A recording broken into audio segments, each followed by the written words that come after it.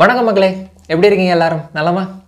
இன்னைக்கு நம்மளோட பழைய கேசட் சீரியஸில் பார்க்க போகிற பாடல் கவியரசர் திரு கண்ணதாசன் ஐயா அவர்களால் ஒரு தமிழ் இலக்கிய பாடலை தழுவி அதில் படைக்கப்பட்ட ஒரு அற்புதமான ஒரு காதல் பாட்டு. ரொம்ப ரொம்ப பிரபலமான ஒரு பாட்டும் கூட.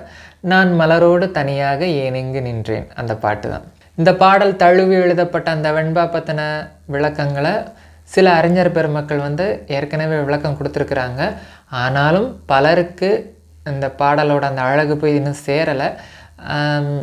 இன்னும் நம்மளுடைய நண்பர்களுக்கும் சரி, சகோதர சகோதரிகளுக்கும் சரி, அந்த பழைய பாட்டு கேட்குற பழக்கமே இன்னும் இல்லை. அதை எடுத்து கொஞ்சம் எல்லாருக்கும் போய் சேர்க்கணும், நல்ல தமிழ் எல்லார்ட்டையும் போய் சேரணும், நல்ல இசை அந்த கலை நல்லா எல்லார்ட்டையும் போய் சேரணும் அப்படின்றதுக்காக தான் நம்ம இந்த பழைய கேசட் சீரியஸை தொகுத்து வழங்கிக்கிட்டு இருக்கிறோம். ஸோ இந்த பாட்டை இதில் கண்டிப்பாக நம்ம பயன்படுத்தினா ஒரு நல்ல ஒரு இதாக இருக்கும் அப்படின்றதுக்காக தான் இப்போ அந்த பாட்டை நம்ம எடுத்திருக்கோம். ஓகேங்களா?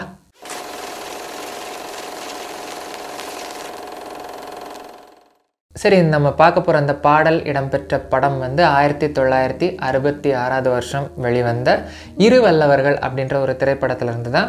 இந்த படத்துக்கு இசை பார்த்திங்கன்னா இசையமைப்பாளர் திரு வேதா அவர்கள். பாடல் எழுதியது நம்மளுடைய கவியரசர் திரு கண்ணதாசன் ஐயா அவர்கள் தான். சரி, இந்த பாட்டு இந்த படத்தில் எப்படி வரும்னு பார்த்தீங்கன்னா பெருசாக ஒன்றும் இல்லை, ஜஸ்ட் ஒரு காதல் பாட்டு. பட் இந்த பாடலில் அவர் வரைந்திருக்கிற அந்த கற்பனை அவர் எதிலிருந்து தழுவி எடுத்திருப்பாருன்னு பார்த்தீங்கன்னா புகழேந்தி புலவர் இயற்றிய நளவெண்பா அதிலிருந்து தான் அவர் எடுத்திருப்பார். நளன் தமயந்தி காதலை சொல்கிற அந்த வெண்பாவில் பார்த்தீங்கன்னா முதல்ல நம்ம அந்த வெண்பாவை பார்த்துருவோம். ஸோ அதனுடைய சுவை நமக்கு தெரிஞ்சதுக்கப்புறம் இந்த பாடலை ரசிக்கிறதுக்கு அது இன்னும் உதவியாக இருக்கும். ஓகேவா? புகழேந்தி புலவர் தன்னுடைய நளவெண்பாவில் பாடல் எண் 184 இந்த பாடலை எழுதியிருப்பார். என்னன்னு பார்த்தீங்கன்னா, மங்கையொருத்தி மலர் கொய்வாள் வான்முகத்தை பங்கயமென்றெண்ணிப்படி வண்டை செங்கையால் காத்தாள கைமலரை காந்தளன பாய்தலுமே வேர்த்தாளை காணென்றான் வேந்து அப்படின்னு இந்த பாட்டு எழுதியிருப்பார். இந்த பாட்டோட பொருள் விளக்கம் என்னன்னு பார்த்தீங்கன்னா, நளன் தமயந்தி அவங்க காதலிச்சிருப்பாங்க. கல்யாணத்துக்கு அப்புறம் தமயந்தி அந்த தோட்டத்தில் மலர்களை பறிச்சுக்கிட்டு இருப்பாள். அப்போ என்ன ஆகுன்னு பார்த்தீங்கன்னா, அவள் மலரை பறிச்சுக்கிட்டு இருக்க நேரத்தில் அங்கே ஒரு வண்டு வரும். அந்த வண்டு இவளுடைய முகத்தை, அதாவது தமயந்தியுடைய முகத்தை பார்த்து அது தாமரை பூன்னு நினச்சிக்கிட்டு அந்த வண்டு அவளுடைய முகத்தை நோக்கி வரும். அப்படி வர அந்த வண்டை தடுக்கிறதுக்காக தன்னுடைய கையை வச்சு இப்படி மறைக்கிறா. குறுக்க அவ கொண்டு வந்த அவளுடைய கையில் இருக்கிற அந்த 5 விரல்களை கண்ட அந்த வண்டு என்ன நினைக்குதுன்னா, அது ஏதோ செங்காந்தள் மலர் போல அப்படின்னு நினச்சிக்கிட்டு அந்த வண்டு திரும்ப அவளை நோக்கி வருது. அப்படி அந்த வண்டை பார்த்து அவளுடைய முகம் வேர்க்குது. அந்த வேர்த்து அவளுடைய முகத்தில் முத்து முத்தாக இருக்கிற அந்த வேர்வையை பார்த்து இதெல்லாம் நடந்துக்கிட்டு இருக்கிறத பார்த்து தள்ளி நின்று நளன் ரசிச்சுக்கிட்டு இருக்கிறான். இதுதான் அந்த பாட்டோட விளக்கம். மங்கையொருத்தி மலர் கொய்வாள் வான்முகத்தை பங்கயம் என்றெண்ணிப்படி வண்டை, அதாவது அவளுடைய ஒளி வீசிய முகத்தை பங்கயம் தாமரை என்று எண்ணியபடி வண்டு அவளை நோக்கி வருது. செங்கையால் காத்தாள, அவளுடைய கைகளால் அதை மறைக்க, கைமலரை காந்தளன பாய்தலுமே, அவளுடைய கையை பார்த்து அதை மலரென எண்ணி, செங்காந்தள் மலரென எண்ணி அந்த வண்டு அவளை நோக்கி பாயுது. வேர்த்தாளை காணென்றான் வேந்து, அப்படி அவ அந்த பதட்டத்தில் வேர்த்து நிற்கிறவளை பார்த்து ரசிச்சுக்கிட்டு இருக்கிறான் வேந்தன், அதாவது நளன். இதுதான் அந்த பாட்டோட பொருள். ஓகேங்களா? இதை ரொம்ப அழகுற ஒரு கவித்துவமாக கற்பனையாக செதுக்கியிருக்கிறாரு நம்மளுடைய புகழேந்தி புலவர். சரி, இந்த பாட்டை ஒரு ரெஃபரன்ஸாக வச்சுக்கிட்டு நம்மளுடைய கண்ணதாசன் ஐயா இங்கே என்ன கொண்டு வராருன்னா, இங்கே வேறு மாதிரி சுச்சுவேஷன்லாம் ஒன்றும் இல்லை, just a normal love song. But இங்கே எந்த மாதிரி அதை கொண்டு வந்திருப்பாருன்னு பார்த்தீங்கன்னா, ஒரு காதலன், அந்த காதலன் காதலியை சந்திக்கிறதுக்காக ஒரு இடத்துல வெயிட் பண்ணிக்கிட்டு இருக்கிறான். காதலியை இன்னும் காணும், காதலி வர்றதுக்கு நேரம் ஆகுது. காத்துக்கிட்டு இருக்கிறான், என்னப்பா இன்னும் இவ்வளோ காணும் அப்படின்ட்டுன்னு. ஆக்சுவலாக அது படத்தில் ஒரு சுச்சுவேஷன் கிடையாது, சும்மா ஒரு கற்பனைக்கு ஒரு சுச்சுவேஷனை உருவாக்கி அந்த பாடல் வரி எழுதின மாதிரி எழுதியிருப்பாங்க. காதலன் காத்துக்கிட்டு இருக்கிறான், காதலி இன்னும் காணும். பொதுவாக அந்த காதலர்கள் காத்துக்கிட்டு இருக்கும்போது அவங்க மனசு கடந்து தவிக்கும்ல, என்னப்பா இன்னும் காணும், லேட் ஆகுதே அப்படின்னு. இப்போ நம்மக்கிட்ட மொபைல் இருக்குது, நம்ம யாருக்கு வெயிட் பண்ணாலுமே ஃபோன் பண்ணி எங்கே இருக்கீங்க அப்படின்னு கேட்டுக்க முடியும். ஆனால் அந்த டைமில் ஒன்றும் முடியாது. இத்தனை மணிக்கு நான் அங்கே இருப்பேன், நீ அங்கே வந்துருன்னு சொன்னதான். அங்கே போய்ட்டு அவங்க வந்தால் தான் உண்டு, அது வரைக்கும் வெயிட் பண்ணிக்கிட்டு தான் இருக்கணும். அதுவும் இந்த காதலன் காதலிகள் வர சொல்லியிருந்தேன், இவ்வளோ நேரம் ஆச்சு, 6 மணிக்கு வர சொல்லியிருந்தேன். இன்னும் முக்கியமான விஷயம், காதலர்களுக்குள்ள ஒரு சின்ன சந்தேகம் ஒன்று வந்துட்டு போகும். அது அதீத அன்பு ஆகும்போது சில நேரத்தில் அந்த அன்பு வந்து சந்தேகங்களை கொண்டு வரும். அது வந்து வேறு மாதிரி சந்தேகங்களில் ஒரு விதமான அந்த அன்பு தனக்கு மட்டும்தான் சொந்தம் அப்படின்ற ஒரு சந்தேகமும் உண்டு. சிலர் வந்து கொஞ்சம் எக்ஸ்ட்ரீம் லெவலுக்கு போவாங்க. உதாரணத்துக்கு நம்மளை விட்டு வேறு யாரு கூடயாவது பேசிகிட்டு இருக்காங்களோ, நம்மளை விட பெட்டராக யாரு கூடயாவது பேசிக்கிட்டு இருக்காங்களோ அப்படின்ற மாதிரி. இந்த இடத்துல அந்த காதலன் லேட்டாக வர தான் காதலியை பார்த்து சந்தேகப்படுறான். ஏன்னு பார்த்தீங்கன்னா, ஏன்னா அவளுடைய கூந்தல் கலைஞ்சிருக்குது, வளையல் வந்து சதைஞ்சிருக்குது, உதடு வந்து காஞ்சி போயிருக்குது. இதை பார்த்துட்டு காதலனுக்கு சந்தேகமாகுது. என்ன லேட்டாக வரா, அதுவும் மூச்சு ஏற இறங்க ஓடி வரா, என்ன ஆச்சு அப்படின்ற மாதிரி காதலன் வந்து காதலியை சந்தேகத்தோட கேள்வி கேட்குறான். இப்படி ஒரு சிச்சுவேஷனை கற்பனை பண்ணி அந்த பாடல் எழுதப்பட்டிருக்கும். எப்படி வரும்னு பார்த்தீங்கன்னா, நான் மலரோடு தனியாக ஏன் இங்கு நின்றேன், என் மகராணி உனைக்காண ஓடோடி வந்தேன். நாங்கள் எதுக்கு நின்றுக்கிட்டு இருக்கிறேன், கையில் பூவோட இவ்வளோ நேரம் நின்றுக்கிட்டு இருக்கிறேன், என் மகராணி நீ தான், ஒன்றை பார்க்க தான் ஓடோடி வந்தேன், நீ இப்படி வர அப்படின்னு காதலன் கேட்குறான். காதல் எதுக்கு என்ன சொல்கிறா, நீ இல்லாமல் யாரோடு உறவாட வந்தேன், உன் இளமைக்கு துணையாக தனியாக வந்தேன். இப்போ நான் உன்னை தவிர வேற யாரப்பா நான் பார்க்க வரேன், உன்னுடைய இளமைக்கு துணையாக. 2 பேரும் யங்ஸ்டர்ஸ் இல்லையா, ஸோ அந்த வாலிபத்துக்கே உரித்தான் அந்த ஒரு அந்யோன்யம் இருக்கும்ல, அதுக்கு துணையாட்டு நான் தனியாக தான் வந்திருக்கிறேன் அப்படின்ற. இப்போ தான் அந்த காதலன் சந்தேகத்தோட தான் காதலிக்கிட்ட கேட்குறான், நீ வருகின்ற வழி மீது யார் உன்னை கண்டார், உன் வளை கொஞ்சும் கை மீது பரிசென்ன தந்தார், உன் மலர்கூந்தல் அலைப்பாய அவர் என்ன சொன்னார், உன் வடிவான இதழ் மீது சுவை என்ன தந்தார்.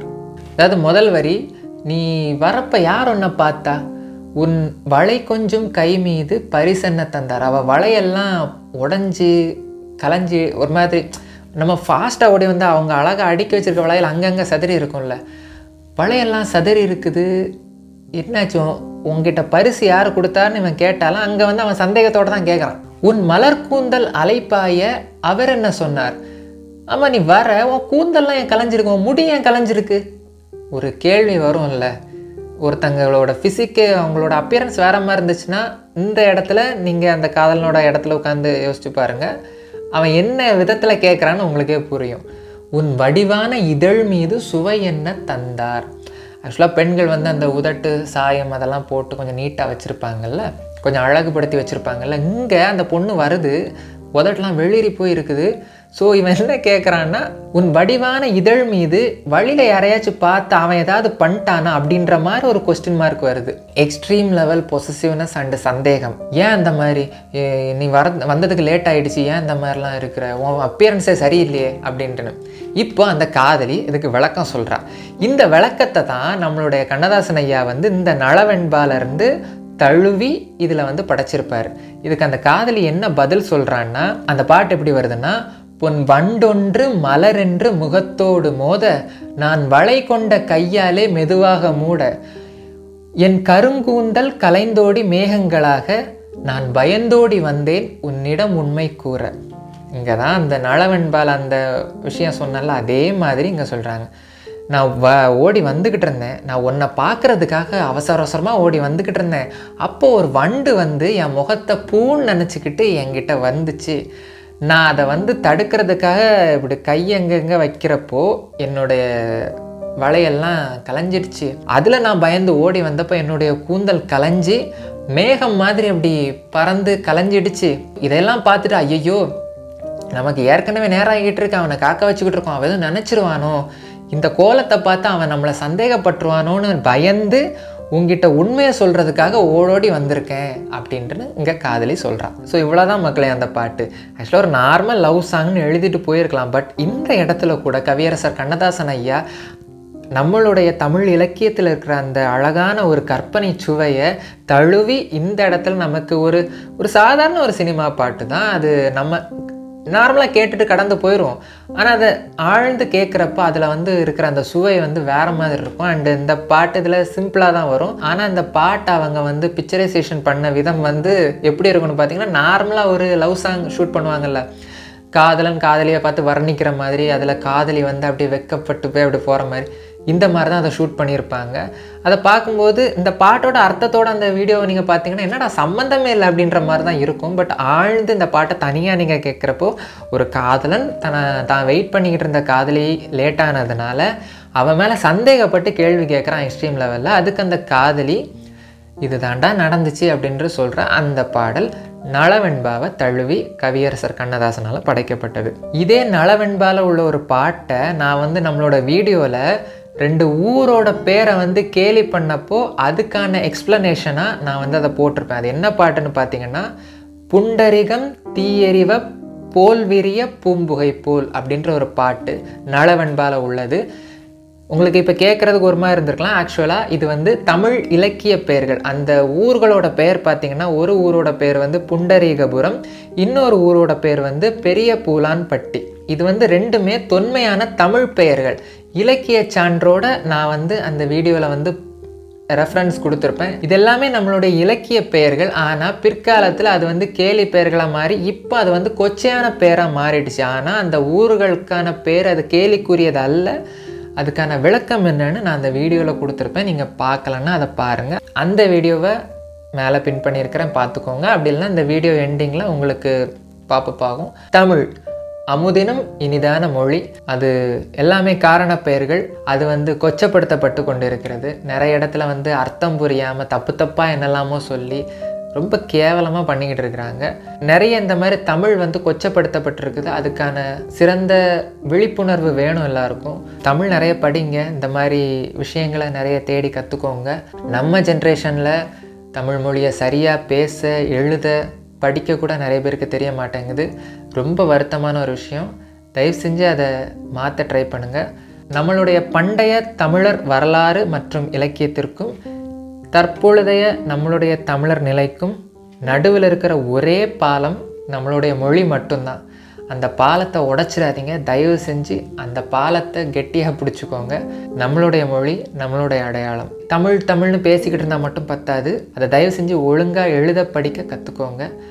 அன்பான வேண்டுகோள் சகோதர சகோதரிகள் அத்தனை பேருக்கும். இந்த பாட்டோட விளக்கம் உங்களுக்கு பிடிச்சிருக்கும்னு நம்புகிறேன். அந்த ஊர்களோட பெயர்களை இலக்கிய சான்றோட படைச்சிருப்பேன், அதையும் பாருங்கள். கண்டிப்பாக அது உங்களுக்கு ஒரு இன்ஃபர்மேட்டிவ் வீடியோவாக இருக்கும். இந்த வீடியோ உங்களுக்கு பிடிச்சிருந்தால் லைக் பண்ணுங்கள், ரொம்ப பிடிச்சிருந்தால் சப்ஸ்கிரைப் பண்ணிட்டு பெல் ஐக்கானை கிளிக் பண்ண மறந்துடாதீங்க. அடுத்து ஒரு நல்ல பாடலோட பழைய கேசட் சீரியஸில் சந்திப்போம். அதுவரை உங்களிடமிருந்து விடைபெறுவது உங்கள் நண்பன் விஜய் ஜிபி. வணக்கம் மக்களே.